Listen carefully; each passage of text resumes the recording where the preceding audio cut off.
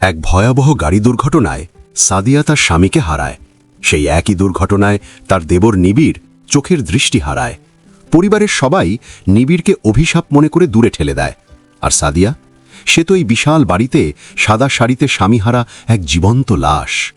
অবহেলিত এই সংসারে সাদিয়াই হয়ে ওঠে নিবিড়ের চোখ।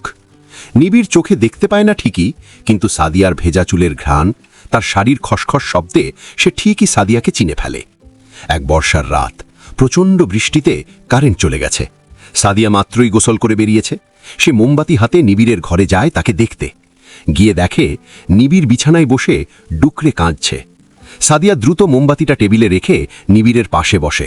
আলতো করে তার কাঁধে হাত রেখে বলে, কি হয়েছে নিবিড়, কাঁদছ কেন? নিবিড় সাদিয়ার হাতটা শক্ত করে চেপে ধরে।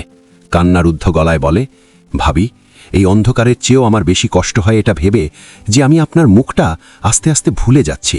আমি যে আপনাকে আর দেখতে পাই না। সাদিয়ার বুকের ভেতরটা মোচড় দিয়ে ওঠে। সাদিয়া ফিসফিস করে বলে, আমাকে দেখতে হবে না নিবিড়, তুমি আমাকে অনুভব করো। নিবিড়ের আঙুলগুলো ধীরে সুস্থে সাদিয়ার কপাল, চোখ আর নাক ছুঁয়ে তার ভেজা ঠোঁটের ওপর এসে থামে। নিবিড়ের সেই উষ্ণ স্পর্শে সাদিয়ার সারা শরীরে বিদ্যুতের মতো এক তীব্র শিহরণ বয়ে যায়। নিবিড়ের আঙুল সাদিয়ার গাল বেয়ে আস্তে আস্তে তার ঘাড়ের দিকে নামতে থাকে।